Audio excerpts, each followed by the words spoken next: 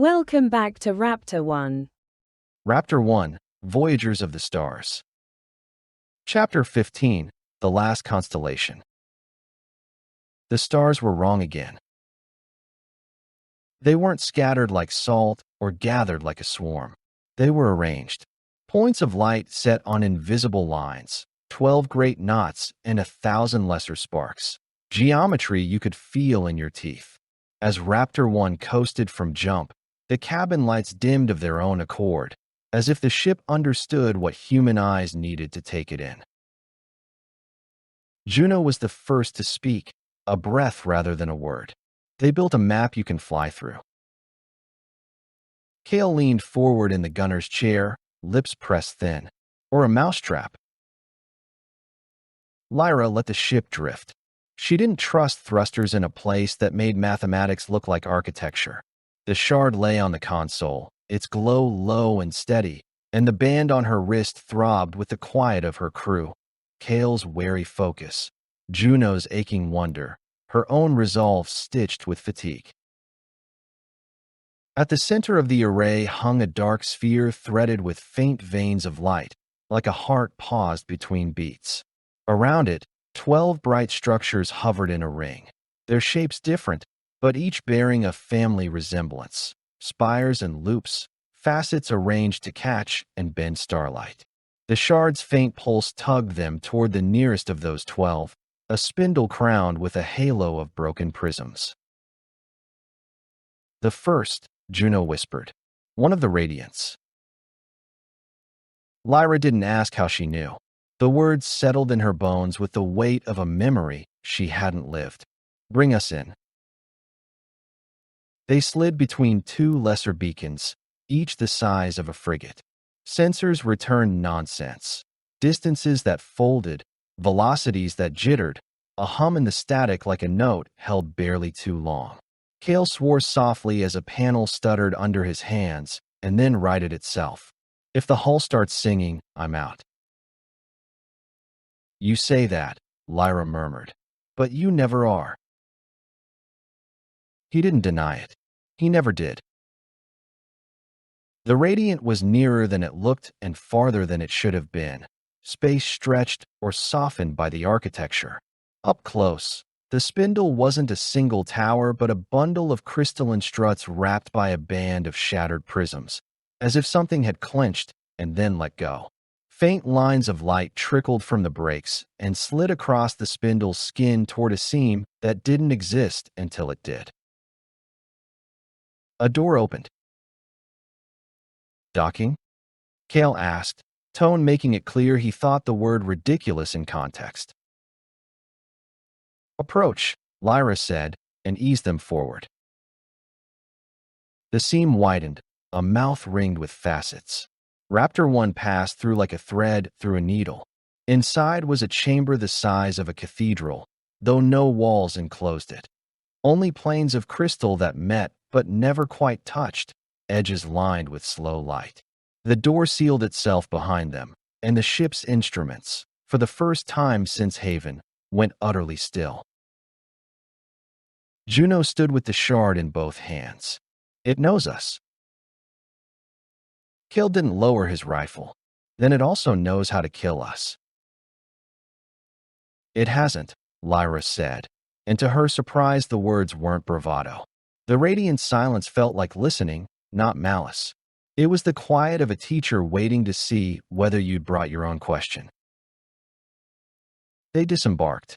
The chamber's floor had no texture to hold a boot, but the soles of their shoes found purchase anyway, as if gravity here was negotiable and courtesy was part of the bargain. At the center of the space rose a pedestal like an unlit candle, thin and almost fragile. Above it floated a lattice of filaments weaving a sphere that was there and not, light spilling through it, as if it were the idea of an object rather than the thing itself. Juno breathed, an interface. Kael muttered, a snare. Lyra nodded toward the lattice. Let's ask. Juno stepped forward, slowed, glanced back. The bond slid warm across Lyra's skin, caution from Kael, Permission from Lyra. Juno's gratitude like a blink of heat. She lifted the shard and held it at the edge of the light. The sphere breathed. No air moved. The light itself inhaled, threads drawing inward with a soft tightening, then exhaled, lines loosening until the whole lattice shimmered. Words didn't come, meaning did, a pressure against bone. Song recognized. Bond detected, fractured, enduring. Initiation possible. One radiant may be kindled. Cost required. Kael barked a laugh with no humor in it. There's always a cost. Juno's fingers tightened around the shard. What kind? The lattice brightened. Images struck like chords struck one after another. Lyra saw a corridor and two doors, the choice she had lived and would always live, and felt a question brush the scar the orchard had left in her. Can you lead without command? Kael saw the buckled hatch of the mining barge and understood the shape of the question meant for him. Can you obey without surrender? Juno felt the orchard's ash in her lungs and the reef's light on her skin and knew her test without seeing it. Can you listen without being consumed?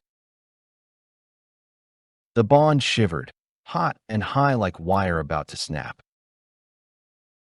Lyra closed her eyes, breathed into the pain, and let it pass. When she opened them, the lattice had drawn 3 thin filaments toward them, one to each wristband, pale and hesitant, waiting. Terms, Kael said flatly. The idea came as a set of constraints, graceful and terrible. To kindle this radiant, each of them had to yield a limit that had protected them, but also kept the song small. Lyra would have to stop bracing for command to return and live as if it never would. Kael would have to set down the reflex to strike first at every hand near the bond. Juno would have to turn the shard outward and share what she had made private, her rawest listening, unfiltered, unguarded. Share with who? Kael asked the air. Everyone?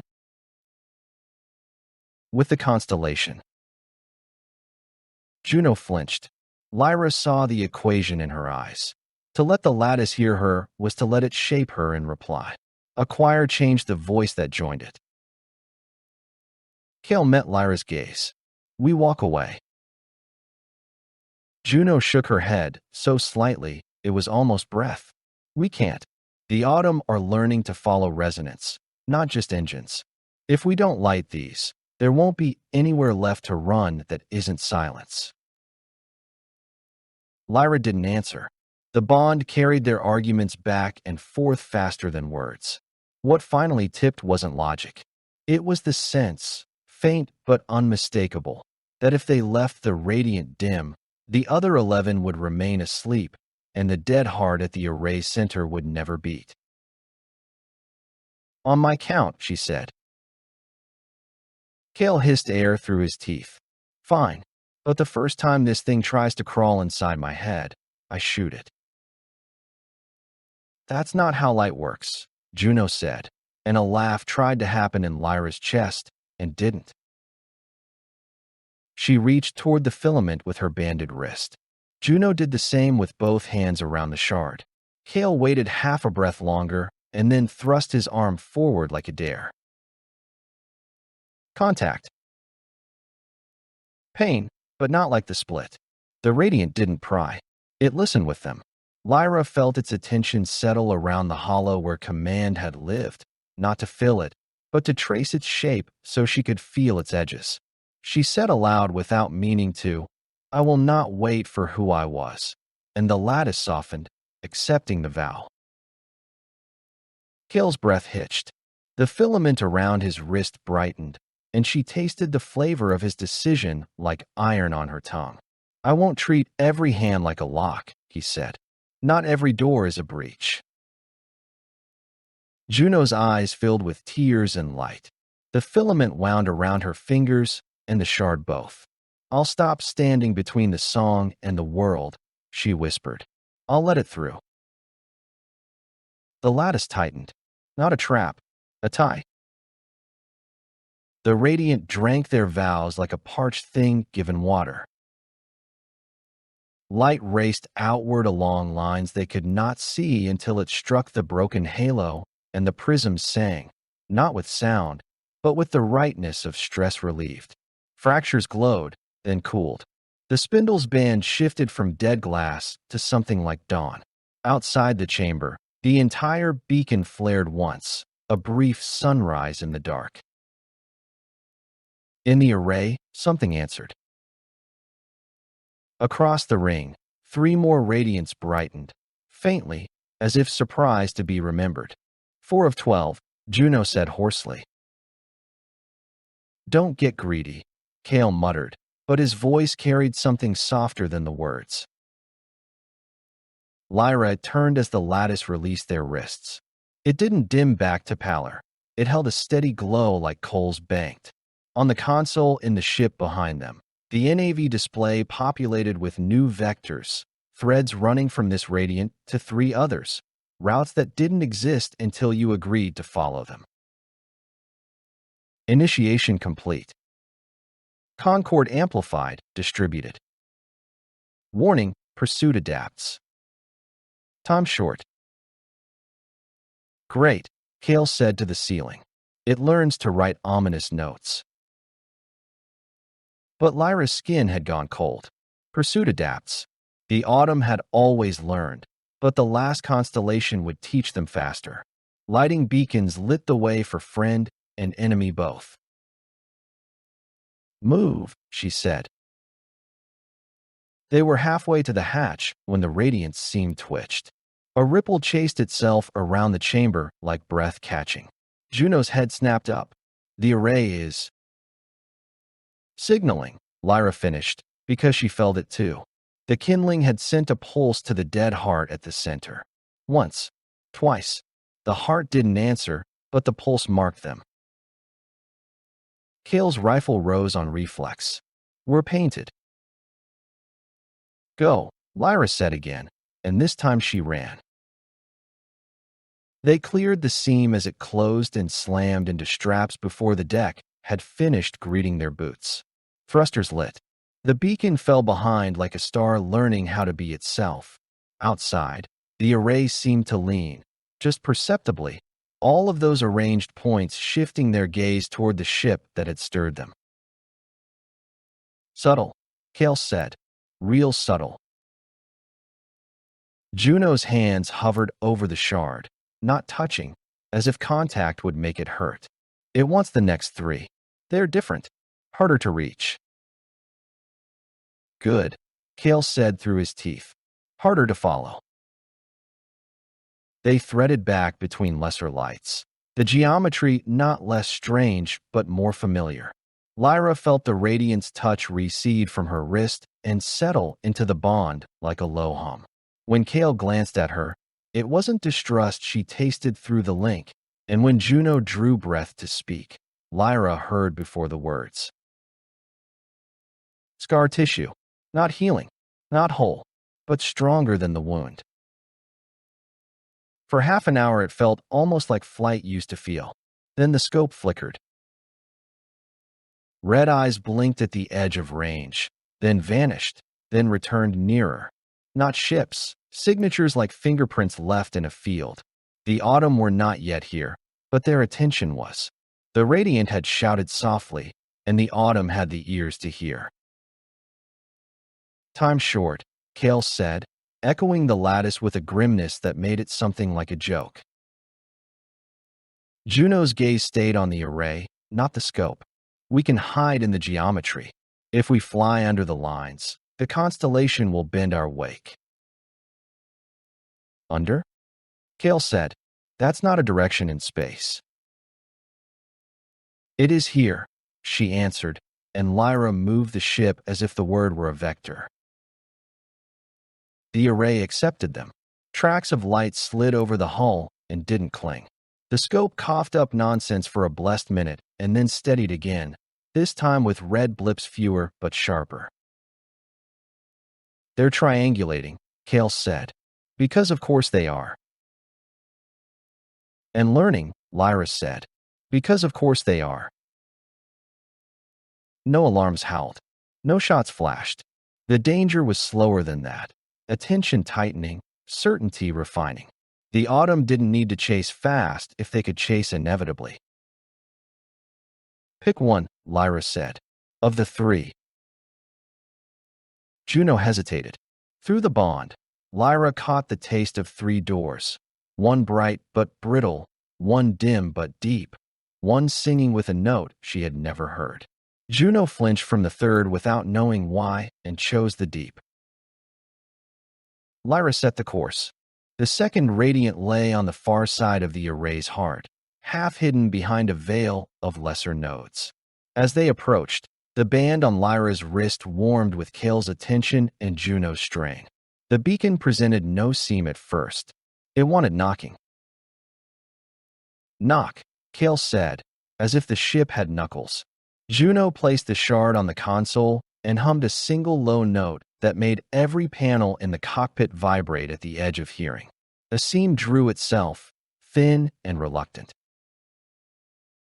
Don't like us, Kael observed. Doesn't know us, Juno said. There's a difference. This chamber was not a cathedral. It was a room with no corners and too many at once. All the planes canted so your eyes couldn't find a horizon. The interface wasn't a lattice. It was a single plane of dark glass that reflected nothing. When they drew nearer, words emerged on it like frost. Radiant 2, measure. Song recognized. Bond, tolerable. Cost, truth in motion. Proceed? Lyra felt the question run its hands down her spine. What truth? The glass darkened, then showed her Raptor-One in another life. Its nose pointed away from Haven while the sanctuary burned. Kael's hands on the controls. Juno's shard dim in her lap. Lyra watching the glow of a place that had believed in them die, saving them an hour they might waste. The bond punched air out of her lungs. Kael flinched as if struck.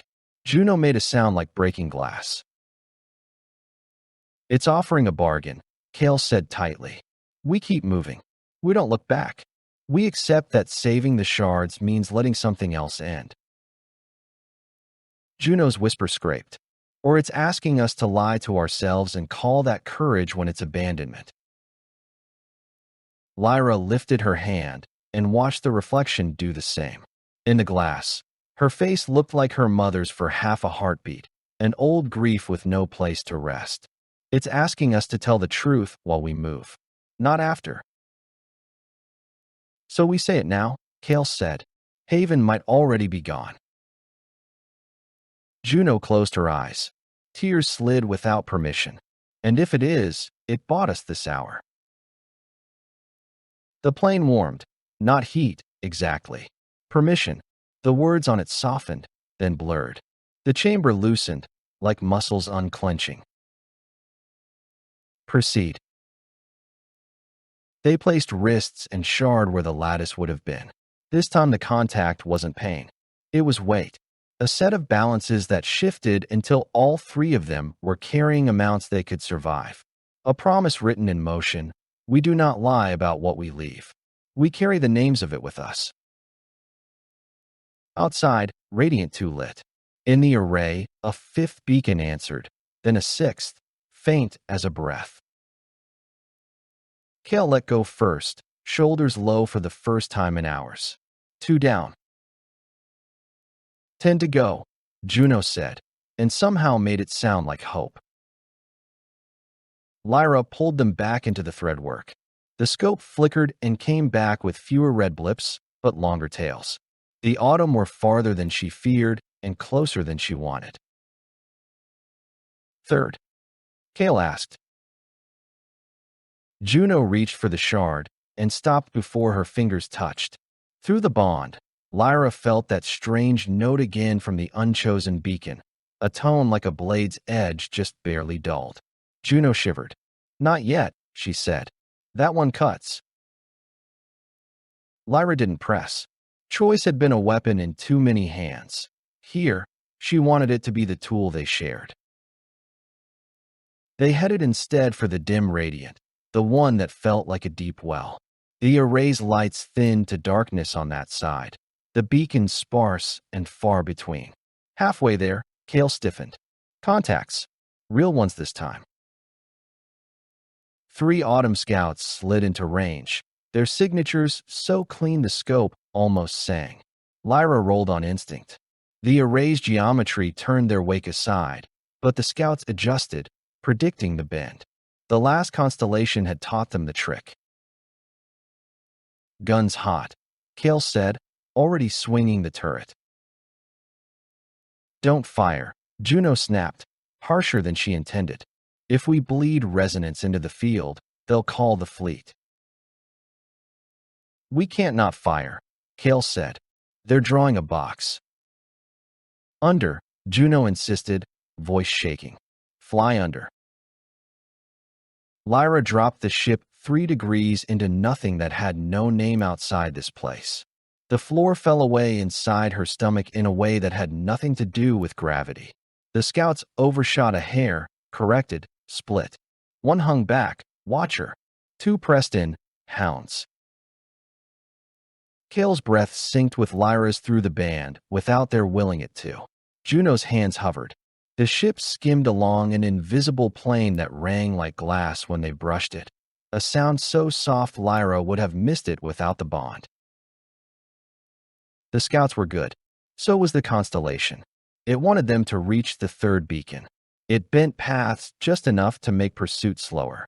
It could not make pursuit stop. Now, Kael said, and didn't mean fire. Lyra dropped them under again, and the scout's box closed in empty air. The dim radiant opened as they approached. No seam, no test written. The interface was a pool of light that reflected nothing and revealed only depth. The words that came were simpler than the others, and in that simplicity harder. Radiant 3, keep. Cost. Remember what you would rather forget. Share it. Proceed. Kael laughed once, a scar opening and closing. Of course. Juno's fingers twitched around the shard. We can choose what to share. Lyra thought of the 1,000 small betrayals that weren't dramatic enough to qualify as sin. Meals eaten while someone else waited for word that never came. Sleep snatched while a colony burned just out of range. Smiling at the wrong time in the wrong corridor, so a young officer learned the wrong lesson about how to be hard. She placed her wrist over the pool and said, I am not brave because I didn't feel it. I am brave because I felt it and kept moving. And sometimes, I used courage to hide from mercy. Kael stared at her, then put his hand in the light. He didn't speak. He didn't have to. The bond carried it anyway. The door sealing. The lesson learned too young. The vow that had kept him alive and made him hard enough to cut his own hands. The pool accepted it like rain. Juno's turn was gentler and more terrible. I wanted them to need me, she whispered. The architects, the shards, the reef, the orchard, the choir, everyone who ever sang. Sometimes I listened harder when it hurt because being needed made the pain make sense. The pool warmed, and for a heartbeat Lyra thought she heard something laugh, but not at them. With them. Not mockery. Relief. As if the constellation had been waiting not for heroes, but for people who knew what they were. Radiant 3 lit. The array's heart pulsed once. Weak, unmistakable. Kael swallowed. 7. 5 lit, 2 echoing. Juno corrected automatically, and Lyra found she wanted to hear the math even if the numbers were against them. They were almost back to the cockpit when the scope chimed. Not autumn red this time. Not Alliance blue. A single cold flare like frost. Kael frowned. That's resonant, Juno breathed. Haven? Lyra's mouth went dry. The signal was tight-band and spare as bone.